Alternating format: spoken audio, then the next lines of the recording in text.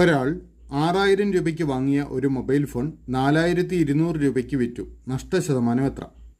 ഇവിടെ 6000 രൂപയ്ക്ക് ഒരു ഫോൺ വാങ്ങി അത് 4200 രൂപയ്ക്ക് വിൽക്കുന്നു. അപ്പോൾ നഷ്ടശതമാനം കണ്ടുപിടിക്കണം. നഷ്ടശതമാനം കാണുന്നതിനായിട്ട് ആദ്യം നഷ്ടം എത്ര രൂപയെന്ന് കണ്ടുപിടിക്കണം. അതിനായിട്ട് വാങ്ങിയ വിലയിൽ നിന്നും വിറ്റ വില കുറയ്ക്കുക. വാങ്ങിയ വില 6000 ആണ്. 6000-ൽ നിന്നും വിറ്റ വിലയായ 4200 കുറയ്ക്കാം. അപ്പോൾ 1800 എന്ന് കിട്ടും. അതായത് നഷ്ടം 1800 രൂപയാണ്. ഇനി നഷ്ടശതമാനം കാണുന്നതിന് ഈ നഷ്ടമായ 1800 രൂപ വാങ്ങിയ വിലയായ 6000-ൻ്റെ എത്ര ശതമാനമെന്ന് കാണണം. അതിനായിട്ട് 6000-ൽ 1800 ഗുണം 100 കാണുക. നമുക്ക് 1800-ൻ്റെ 2 പൂജ്യങ്ങളും 6000-ൻ്റെ 2 പൂജ്യങ്ങളും ക്യാൻസൽ ചെയ്യാം.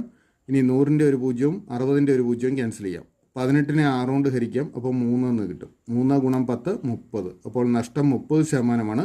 ശരി ഉത്തരം ഓപ്ഷൻ സി.